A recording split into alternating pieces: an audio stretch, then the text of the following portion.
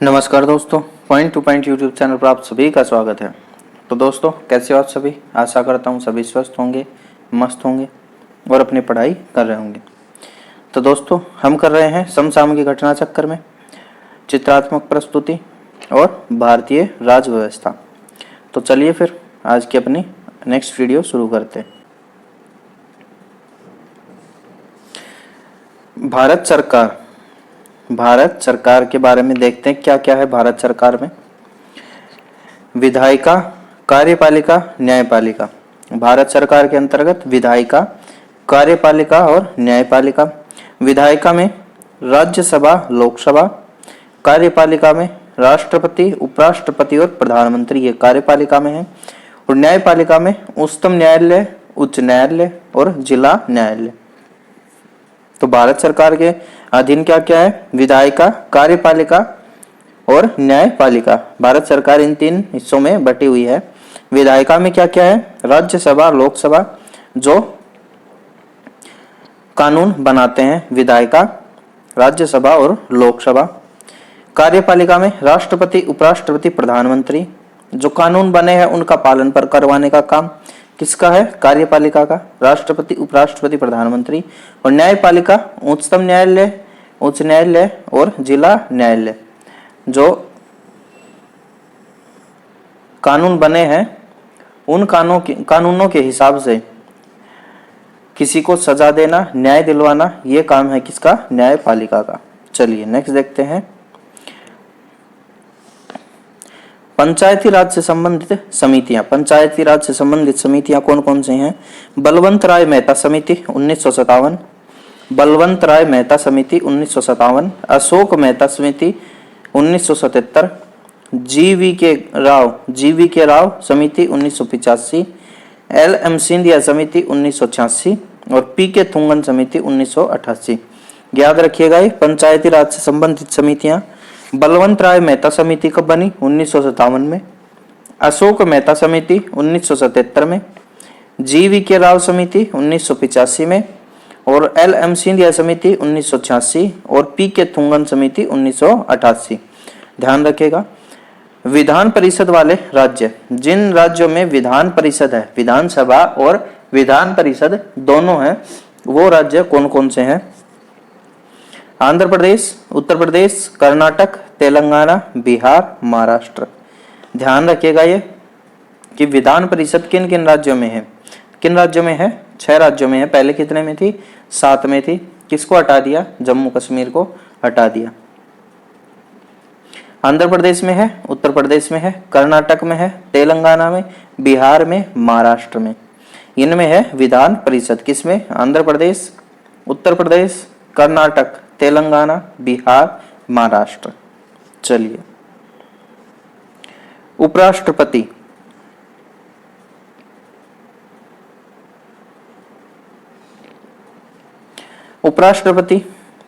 उपराष्ट्रपति की सबसे पहले योग्यता देखते हैं। उपराष्ट्रपति की भारत का नागरिक होना चाहिए, 35 वर्ष की आयु पूरा कर चुका हो और राज्यसभा सदस्य निर्वाचित होने के योग्य हो। तो उपराष्ट्रपति के लिए क्या होना चाहिए? सबसे पहले तो जरूरी है कि भारत का नागरिक होना चाहिए। उसके बाद 35 वर्ष की आयु हो चुकी हो और क्या योग्यता होनी चाहिए कि वह राज्यसभा का सदस्य निर्वाचित होने के योग्य हो या उसमें योग्यता हो कि वह राज्यसभा का सदस्य निर्वाचित हो सके। उसके बाद देखते हैं वेतन। उपराष्ट्रपति का वेतन 4 लाख रुपए प्रति महीना राज्यसभा के सभापति के रूप में। अगर पूछे कि उपराष्ट्रपति पद के लिए कितना वेतन मिलता है या पूछे कि उपराष्ट्रपति पद का कितना वेतन दिया जाता है, तो वो होता है 0, 0। उपराष्ट्रपति पद के लिए कोई वेतन नहीं दिया जाता। तो जो उपराष्ट्रपति के पद पर होता है उसको वेतन किसके लिए मिलता है? राज्यसभा के सभापति के रूप में वेतन दिया जाता है। कितना? 4 लाख रुपए प्रति महीना। चलिए अब देखते हैं निर्वाचन। संसद के दोनों सदनों में निर्वाचित एवं मनोनीत दोनों सदनों द्वारा।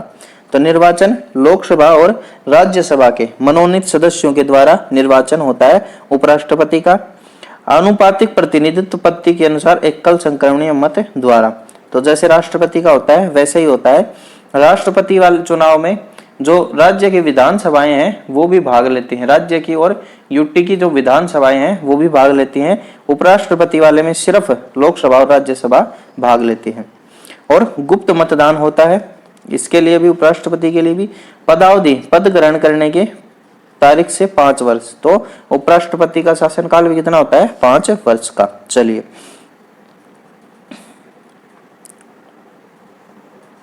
उपराष्ट्रपति पद की रिक्ति कैसे रिक्त हो सकता है? उपराष्ट्रपति की मृत्यु से, स्वेच्छा से पद त्याग द्वारा, राष्ट्रपति को संबोधित कर। तो उपराष्ट्रपति अपना त्याग पत्र किसे देगा? उपराष्ट्रपति अपना त्याग पत्र राष्ट्रपति को देगा और राष्ट्रपति अपना त्याग पत्र उपराष्ट्रपति को देगा। राज्यसभा के तत्कालीन समस्त सदस्यों के बहुमत से पारित संकल्प, राज्यसभा के तत्कालीन समस्त सदस्यों के बहुमत से पारित संकल्प द्वारा भी उपराष्ट्रपति को हटाया जा सकता है, जिस पर लोकसभा का सहमत हो। तो राज्यसभा के सभी सदस्यों का जो बहुमत है उसे पारित करके भी, या प्रस्ताव पारित करके भी उपराष्ट्रपति को हटाया जा सकता है, लेकिन उसमें लोकसभा की भी सहमति जरूरी होती है। चलिए नेक्स्ट देखते हैं, उपराष्ट्रपति देखते हैं काल से। भारत के उपराष्ट्रपति एवं उनका कार्यकाल, भारत के उपराष्ट्रपति और उनका कार्यकाल चलिए देखते हैं। सबसे पहले डॉक्टर सर्वपल्ली राधाकृष्णन 1952 से 62। सबसे पहले उपराष्ट्रपति कौन थे? डॉक्टर सर्वपल्ली राधाकृष्णन थे पहले उपराष्ट्रपति। कब से कब? 1952 से 62।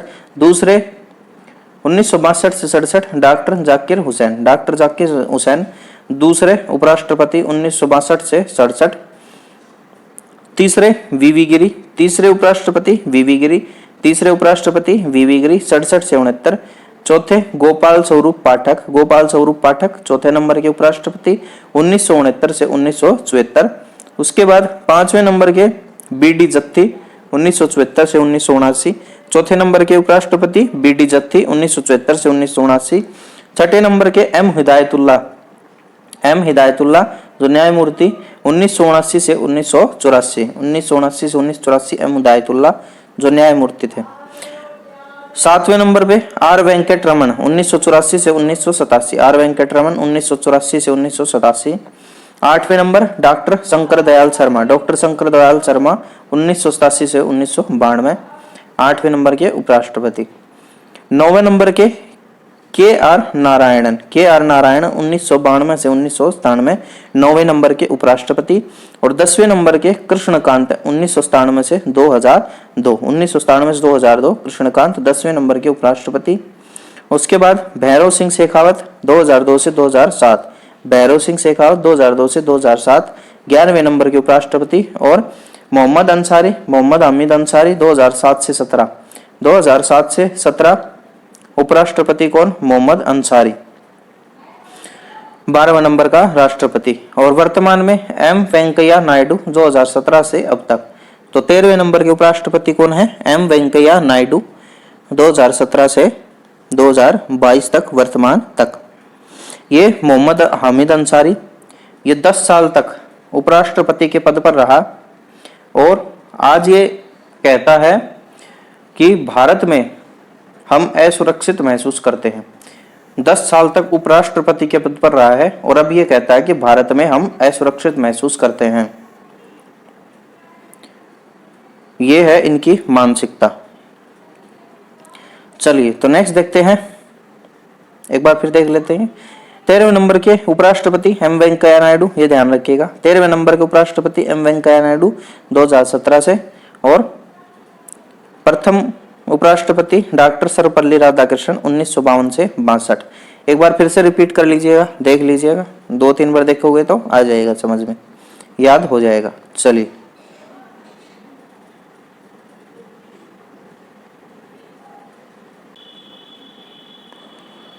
महत्वपूर्ण तथ्य, उपराष्ट्रपति को शपथ दिलाता है कौन? राष्ट्रपति या राष्ट्रपति द्वारा इस कृत्य के लिए नियुक्त व्यक्ति।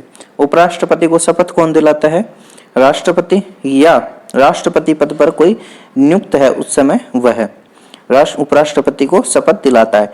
भारत में उपराष्ट्रपति का पद बनाया गया है अमेरिका के उपराष्ट्रपति की तर्ज पर। तो उपराष्ट्रपति का पद कहां से लिया गया है? अमेरिका से लिया गया है। आधिकारिक क्रम से उपराष्ट्रपति का पद आता है राष्ट्रपति के बाद। तो आधिकारिक क्रम से उपराष्ट्रपति का पद राष्ट्रपति के बाद। भारत का एक उपराष्ट्रपति होगा, प्रावधान है किसमें? संविधान अनुच्छेद 63 में। तो भारत का उपराष्ट्रपति होगा किसमें है? अनुच्छेद 63 में है भारत का उपराष्ट्रपति। राज्यसभा का पदेन सभापति होता है कौन? भारत का उपराष्ट्रपति राज्यसभा का पदेन सभापति होता है। और राष्ट्रपति की पद रिक्ति के दौरान उनके कृत्यों के लिए के निर्वहन का अधिकार दिया गया उपराष्ट्रपति को। तो राष्ट्रपति की पद रिक्ति होती है तो जो राष्ट्रपति के कार्य है कौन करेगा? उपराष्ट्रपति करता है। और उपराष्ट्रपति को राष्ट्रपति का वेतन भी मिलता है। चलिए, केंद्रीय मंत्री परिषद। केंद्रीय मंत्री परिषद की संरचना देखते हैं। तो सबसे पहले प्रधानमंत्री,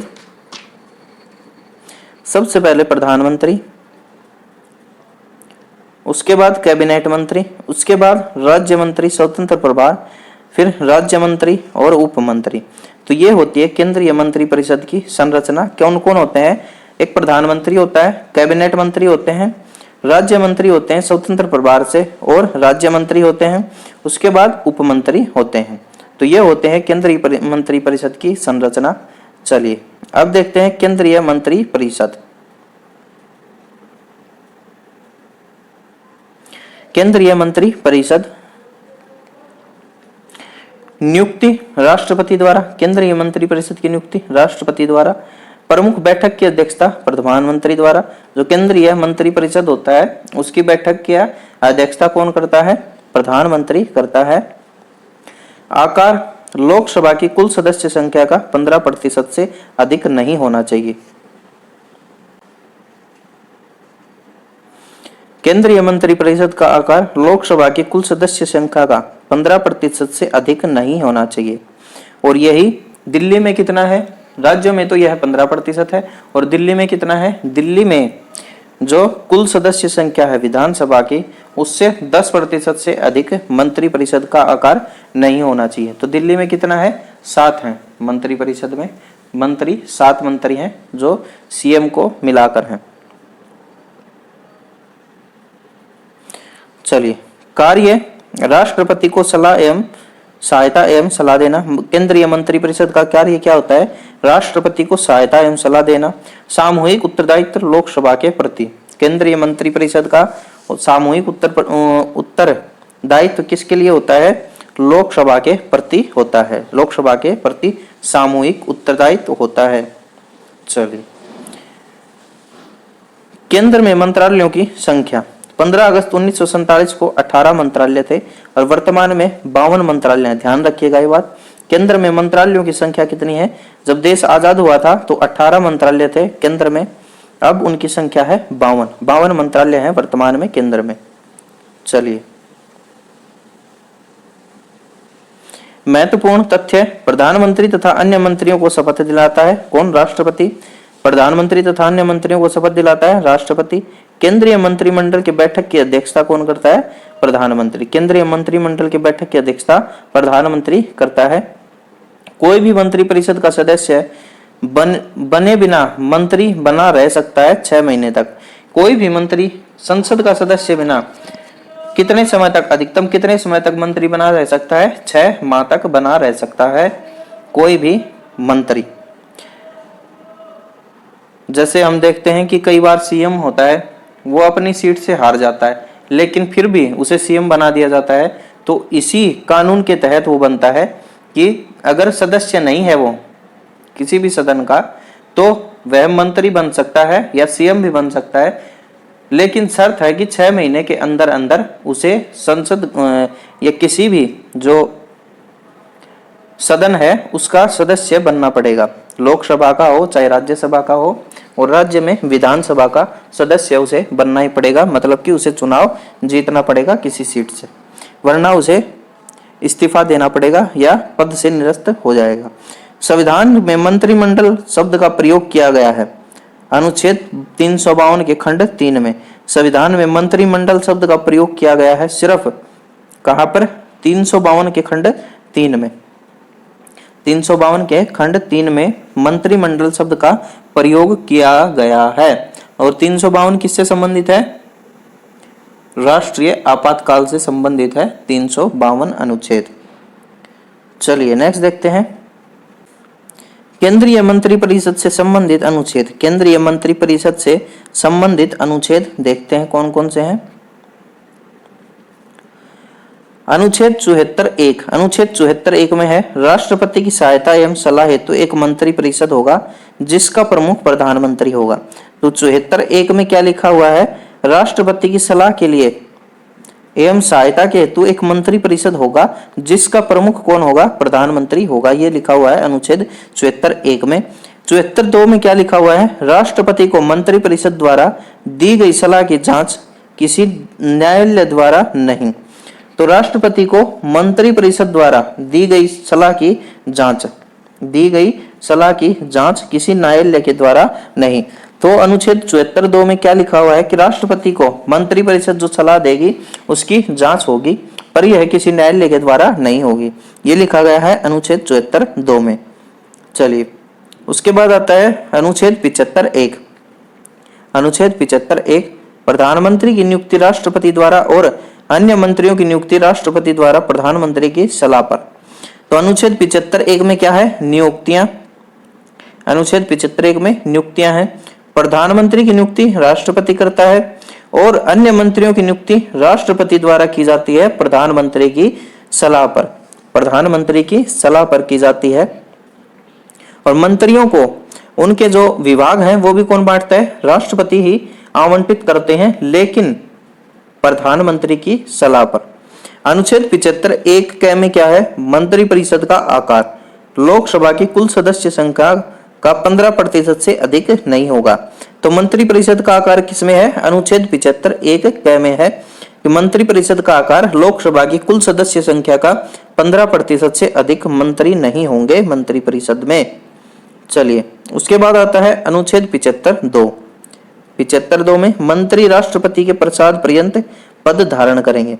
तो जो मंत्री होते हैं वो राष्ट्रपति के प्रसाद पर्यंत पद धारण करेंगे। अनुच्छेद 75(2) में है। अनुच्छेद 75(3) में क्या है? मंत्रिपरिषद सामूहिक रूप से लोकसभा के प्रति उत्तरदायी। तो मंत्रिपरिषद सामूहिक रूप से लोकसभा के प्रति उत्तरदायी होगी अनुच्छेद 75(3) में। और अगर पूछे कि व्यक्तिगत रूप से किसके प्रति उत्तरदायी होगी, तो वो होगी राष्ट्रपति के प्रति।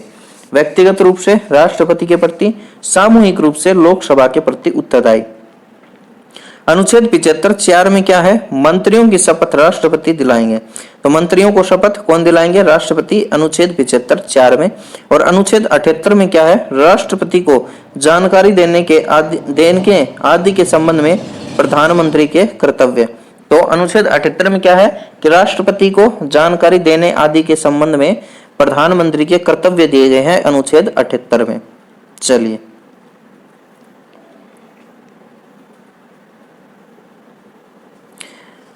परीक्षा उपयोगी दृष्टि। प्रधानमंत्री अपना त्याग पत्र सौंपता है राष्ट्रपति को। प्रधानमंत्री अपना त्याग पत्र किसे देता है? राष्ट्रपति को देता है। प्रधानमंत्री सहित कैबिनेट स्तर के मंत्रियों की परिषद को कहते हैं कैबिनेट या मंत्रिमंडल।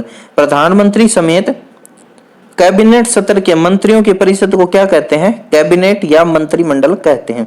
भारत सरकार की समस्त कार्यपालक कार्यवाहियां की हुई मानी जाती हैं। भारत सरकार की समस्त कार्यपालक कार्यवाहियां की हुई मानी जाती हैं राष्ट्रपति के नाम से। तो भारत सरकार जो कार्यपालक जो हैं, जो कार्यपालिका है, उसके जो भी कार्य है, जो भी कार्यवाहियां हैं, वो किसके नाम से किसके नाम से बिल फटेगा उनका? वो फटेगा राष्ट्रपति के नाम से। चलिए वैज्ञानिक एवं औद्योगिक अनुसंधान परिषद CSIR का अध्यक्ष होता है प्रधानमंत्री। ध्यान रखिएगा, बहुत इंपॉर्टेंट है। जो CSIR है वैज्ञानिक एवं औद्योगिक अनुसंधान परिषद, वैज्ञानिक एवं औद्योगिक अनुसंधान परिषद CSIR का अध्यक्ष कौन होता है? प्रधानमंत्री होता है। सिविल सर्विसेज बोर्ड का पदेन अध्यक्ष कैबिनेट सचिव। सिविल सर्विसेज बोर्ड का पदेन अध्यक्ष कौन होता है? कैबिनेट सचिव होता है। सिविल सर्विसेज बोर्ड का पदेन अध्यक्ष कैबिनेट सचिव। चलिए मंत्रिपरिषद सामूहिक रूप से उत्तरदायी होती है लोकसभा के प्रति। मंत्रिपरिषद के विरुद्ध अविश्वास प्रस्ताव लाने के लिए लोकसभा के सदस्यों की न्यूनतम संख्या होनी चाहिए 50। तो जो मंत्रिपरिषद है उसके खिलाफ अविश्वास प्रस्ताव लाने के लिए लोकसभा के कम से कम 50 सदस्यों का बहुमत होना चाहिए। स्वतंत्र भारत के प्रथम कानून मंत्री डॉक्टर भीमराव अंबेडकर स्वतंत्र भारत के प्रथम कानून मंत्री। स्वतंत्र भारत में प्रथम वित्त मंत्री कौन थे? षणमुखम शेट्टी, आर के षणमुखम शेट्टी प्रथम वित्त मंत्री थे। स्वतंत्र भारत के प्रथम वित्त मंत्री आर के षणमुखम शेट्टी, ये शेट्टी। चलिए, अविश्वास प्रस्ताव पेश किया जा सकता है केवल लोकसभा में। जो मंत्रिमंडल के खिलाफ अविश्वास प्रस्ताव है वो सिर्फ लोकसभा में प्रस्ताव पेश किया जा सकता है। भारत से संबंधित आधिकारिक दस्तावेज है श्वेत पत्र। तो भारत से संबंधित आधिकारिक दस्तावेज कौन सा है? श्वेत पत्र। अगर भारत कहीं भी पत्र भेजता है तो वो सफेद होगा, श्वेत पत्र पर लिखकर कुछ भी भेजेगा। ये हर देश का अलग अलग होता है, किसी का ब्लू, किसी का ऑरेंज, किसी का रेड, ऐसे ऐसे होते हैं। तो भारत का आधिकारिक दस्तावेज है श्वेत पत्र। भारतीय संविधान में अनुच्छेद 75 एक क जोड़ा गया 91वें संविधान संशोधन 2003 के द्वारा। तो भारतीय संविधान के 75 एक क में, भारतीय संविधान के 75 एक क में क जोड़ा गया 91वें संविधान संशोधन अधिनियम 2003 से। क्या था? 75 एक क में क्या था? मंत्रिपरिषद का आकार निश्चित किया गया। मंत्रिपरिषद का आकार निश्चित किया गया कितना? 15%। लोकसभा का 15% और दिल्ली का 10%। दिल्ली और पुडुचेरी का 10% फिक्स किया गया मंत्रिपरिषद का आकार। किससे? 91वां संविधान संशोधन अधिनियम 2003 द्वारा। ध्यान रखिएगा किस अनुच्छेद में है? 75 एक क में है यह संशोधन। राष्ट्रपति को कैबिनेट की सलाह मानना बाध्यकारी कर दिया गया 42वां संविधान संशोधन के द्वारा। पहले राष्ट्रपति आजाद था कैबिनेट की सलाह मानने के लिए कि वह नहीं भी माने, लेकिन 42वां संविधान संशोधन जो 1976 में हुआ था उसके तहत राष्ट्रपति को बाध्यकारी कर दिया गया कैबिनेट की सलाह मानने के लिए कि कैबिनेट कोई भी प्रस्ताव भेजेगा तो राष्ट्रपति उसे एक बार पुनर्विचार के लिए वापस लौटा सकता है, लेकिन मना नहीं कर सकता। अगर दोबारा गया तो राष्ट्रपति को साइन करने ही पड़ेंगे। ये है बात। राष्ट्रपति को कैबिनेट की सलाह को पुनर्विचार के लिए एक बार भेजने की शक्ति दी गई है 44वां संविधान संशोधन 1978 भी बताया ना कि एक बार वापस भेज सकता है पुनर्विचार के लिए। तो 44वां संविधान संशोधन 1978 के द्वारा ये शक्ति दी गई है राष्ट्रपति को। चलिए नेक्स्ट देखते हैं। अब देखते हैं वरीयता अनुक्रम कि भारत में सबसे बड़ा कौन है, उसके बाद कौन, उसके बाद कौन। वरीयता अनुक्रम, प्रथम कौन है? राष्ट्रपति। राष्ट्रपति को प्रथम पहला व्यक्ति कहा गया है, देश का पहला व्यक्ति कौन कहा, किसको कहा गया है? राष्ट्रपति को कहा गया है। उपराष्ट्रपति दूसरा है, प्रधानमंत्री तीसरा, राज्यों के राज्यपाल अपने राज्य में चौथे। तो राज्यों के राज्यपाल अपने राज्य में हैं चौथे नंबर पे। उसके बाद भूतपूर्व राष्ट्रपति, 5वें नंबर पर भूतपूर्व राष्ट्रपति, 6ठे नंबर पर भारत के मुख्य न्यायाधीश, 6ठे नंबर पर भारत के मुख्य न्यायाधीश, 7वें नंबर पर लोकसभा अध्यक्ष, 6ठे नंबर पर भारत के मुख्य न्यायाधीश और लोकसभा अध्यक्ष। ये हैं 6ठे नंबर पर भारत के मुख्य न्यायाधीश और लोकसभा अध्यक्ष। 7वें नंबर पर कौन कौन आते हैं? केंद्र के कैबिनेट मंत्री, केंद्र के कैबिनेट मंत्री, राज्यसभा एवं लोकसभा में विपक्ष के नेता, नीति आयोग के उपाध्यक्ष, भूतपूर्व प्रधानमंत्री और राज्यों के मुख्यमंत्री अपने राज्य में। तो 7वें नंबर पर कौन कौन आता है? केंद्र के कैबिनेट मंत्री, राज्यसभा एवं लोकसभा में विपक्ष के नेता, नीति आयोग के उपाध्यक्ष, भूतपूर्व प्रधानमंत्री और राज्यों के मुख्यमंत्री अपने राज्य में।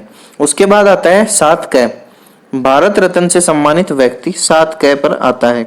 भारत रत्न से सम्मानित व्यक्ति 7 क नंबर पर आता है। चलिए उसके बाद आता है 8वां पद, 8वें नंबर पर कौन आता है? भारत स्थित विदेशों के असाधारण एवं पूर्णाधिकारी राजदूत तथा राष्ट्रमंडल देशों के उच्चायुक्त। तो भारत स्थित विदेशों के असाधारण तथा पूर्णाधिकारी राजदूत तथा राष्ट्रमंडल देशों के उच्चायुक्त आते हैं 8वें नंबर पे। और राज्यों के राज्यपाल अपने राज्य के बाहर, राज्यों के राज्यपाल अपने राज्य के बाहर 8वें नंबर पे आते हैं। और राज्य के मुख्यमंत्री अपने राज्यों से बाहर आते हैं 8वें नंबर पर। तो ये आते हैं 8वें नंबर पर। 9वें नंबर पर सर्वोच्च न्यायालय के न्यायाधीश, जो अन्य न्यायाधीश होते हैं वो आते हैं 9वें नंबर पर। चलिए उसके बाद भाई 9 उसके बाद 9 में कौन कौन आता है? संघ लोक सेवा आयोग के अध्यक्ष, नियंत्रक एवं महालेखा और मुख्य निर्वाचन आयुक्त। तो 9 में कौन आता है? संघ लोक सेवा आयोग के अध्यक्ष, नियंत्रक एवं महालेखा परीक्षक कैग और मुख्य निर्वाचन आयुक्त, ये आते हैं 9 में। उसके बाद आता है 10वां नंबर। 10वें पे आते हैं राज्यसभा के उपसभापति, लोकसभा के उपाध्यक्ष, नीति आयोग के सदस्य, राज्यों के उप मुख्यमंत्री और केंद्र में राज्य मंत्री। 10वें नंबर पर राज्य के उपसभापति, लोकसभा के उपाध्यक्ष, नीति आयोग के सदस्य, राज्यों के उप मुख्यमंत्री और केंद्र के राज्य मंत्री। उसके बाद आता है 11वां नंबर। 11वां नंबर भारत के महान्यायवादी, कैबिनेट सचिव और उपराज्यपाल अपने संघ शासित क्षेत्रों में। 11वें नंबर पर भारत के महान्यायवादी, कैबिनेट सचिव, उपराज्यपाल अपने संघ शासित क्षेत्रों में आते हैं 11वें नंबर पर। 12वें नंबर पर जनरल अथवा उनके समान रैंक वाले सेना अध्यक्ष। 12वें नंबर पर कौन आते हैं? जनरल अथवा उसके समान रैंक वाले सेना अध्यक्ष आते हैं 12वें नंबर पर। चलिए वरीयता अनुक्रम केंद्र एवं राज्य सरकारों के विभिन्न पदाधिकारियों के पदक्रम से संबंधित है। इसका प्रयोग राजनीतिक समारोह के अवसर पर किया जाता है। तो राजनीतिक समारोह के अवसर पर किया जाता है इस वरीयता अनुक्रम का प्रयोग। जो राजनीतिक समारोह होते हैं उसमें प्रयोग किया जाता है इस वरीयता अनुक्रम को। जैसे बैठे रहते हैं वहां पर, पहले कौन है, पहले कौन, उसके बाद कौन बैठा, ऐसे राजनीतिक समारोह के अवसर पर इनका प्रयोग किया जाता है। 26 जुलाई 1979 को वरीयता अनुक्रम से संबंधित अधिसूचना जारी की गई थी। तो वरीयता क्रम से संबंधित अधिसूचना कब जारी की गई थी? 26 जुलाई 1979, 26 जुलाई 1979 को अधिसूचना जारी की गई थी। भारत का कैबिनेट सचिव भारत सरकार का सर्वोच्च शासकीय अधिकारी होता है। जो भारत का कैबिनेट सचिव होता है वो भारत सरकार का सर्वोच्च शासकीय अधिकारी होता है। तो अगर पूछे कि भारत का सर्वोच्च शासकीय अधिकारी कौन होता है, भारत सरकार का सर्वोच्च शासकीय अधिकारी कौन होता है, तो वो होता है भारत का कैबिनेट सचिव। तो प्रथम व्यक्ति कौन है भारत का? राष्ट्रपति, दूसरा व्यक्ति उपराष्ट्रपति और तीसरा प्रधानमंत्री। ये तीनों तो जरूर याद रखने हैं, उसके बाद देख लेना, फिर भी थोड़ा निगाह में रखना। चलिए नेक्स्ट देखते हैं। तो चलिए दोस्तों फिर संसद हम कल पढ़ेंगे नेक्स्ट वीडियो में। तो तब तक के लिए स्वस्थ रहिए, मस्त रहिए और पढ़ते रहिए। आजकल थोड़ा बिजी चल रहा हूँ मैं, तो टाइम बहुत मुश्किल से टाइम निकाल पा रहा हूँ, थोड़ा सा है 10-15 दिन थोड़ा बिजी चल रहा हूँ, उसके बाद पूरा टाइम दूंगा आपको। तो चलिए फिर कल मिलेंगे नेक्स्ट वीडियो में। तब तक के लिए स्वस्थ रहिए, मस्त रहिए, पढ़ते रहिए, अपने माता पिता अपने गुरुजनों का सम्मान कीजिए। धन्यवाद।